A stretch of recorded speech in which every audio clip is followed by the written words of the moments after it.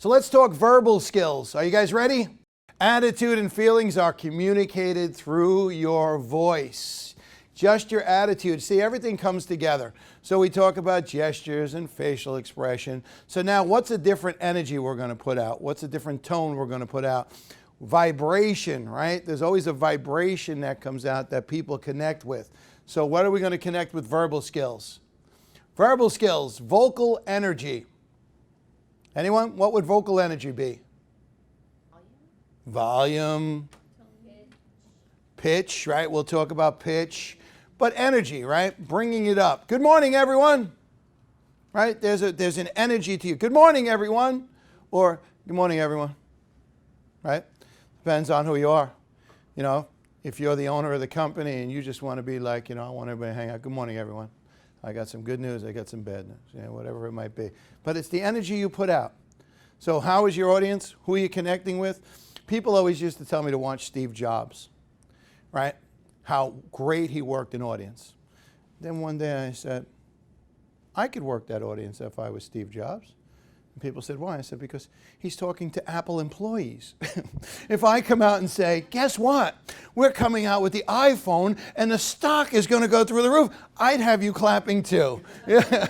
Right? And that was the answer, is everybody say, watch what he does to it. No, that's Apple employees. Everything he's saying is, we got new technology, it's coming, it's growing. And they're like, oh, my 401k, right?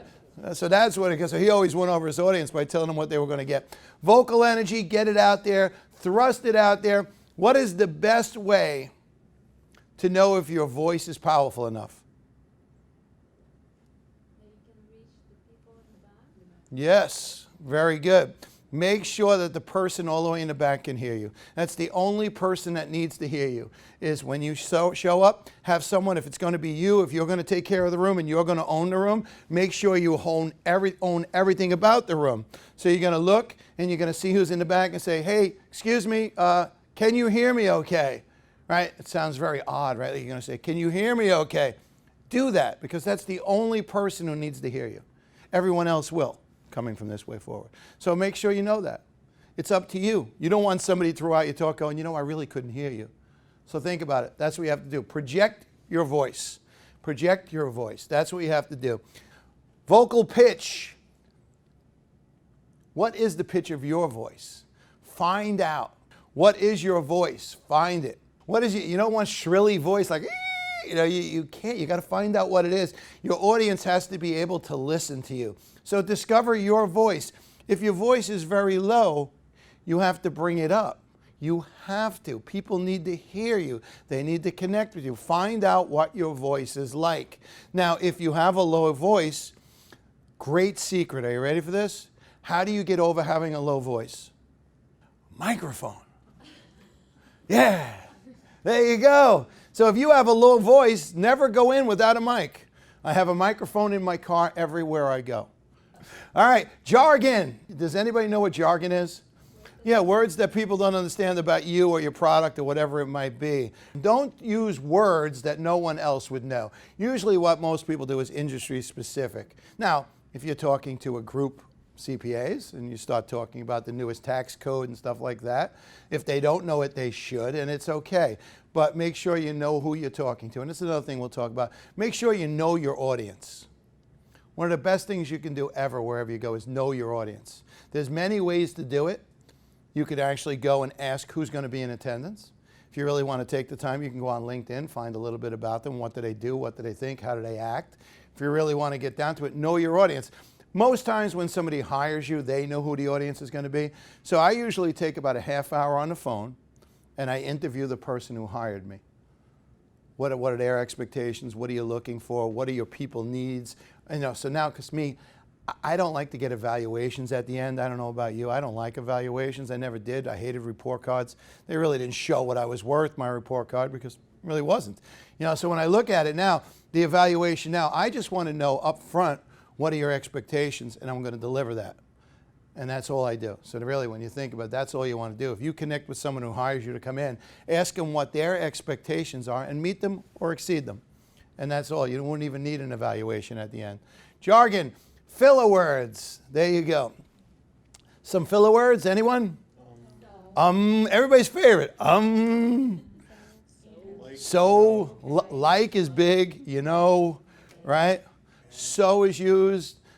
What these are, I like to call them trigger words.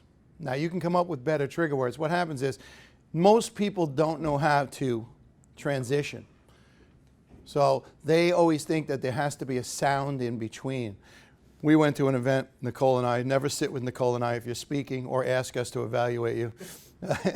So we're sitting there. We got up to 48 ums, ahs, you knows, and so's on the speaker. And after a while, we were just laughing so hard to say, we were saying, we forgot the message that was being delivered because now we were just hearing ums, ahs, you knows, and so's. Takes away completely how to do it. So when you're thinking, so I threw a so in there to transition, right? The answer is, we don't have to say a word sometimes. The ums, the ahs, you knows. I grew up a guy, Cliffside Park, New Jersey. We used to call him Frankie you know. Literally, that's who he was. Everybody had a name. He was Frankie you know because, you know, I'm going down to the store, I'm going to get a six-pack, you know, maybe I'll get a pack of cigarettes, you know. And everybody like, Frankie, we know. We know Frankie. Frankie, you know, he was great. He was the great. He had the hair like this. He's the best. He looked like the bad Elvis. That's what we used to call him, the bad Elvis.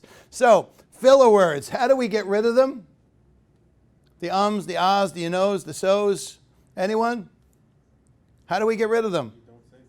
You don't say anything. Silence. Leave the space.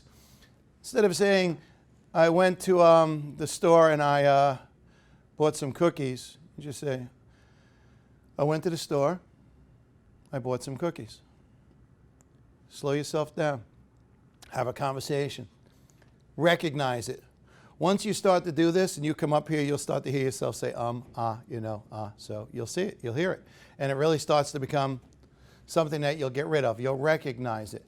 Now, most people are trained as human beings to think once they start speaking, they have to continually speak. And that's not true. That's why they put you know, in the middle, because they think they always have to hear their voice. The pause is the greatest thing you can do for an audience. It makes them want to know what's coming next. So filler words, recognize them is the first key. Recognize that everybody uses them, everybody has them. It's just a habit. It's just a habit. But what we're saying today is, how do we get rid of old habits, start creating new ones?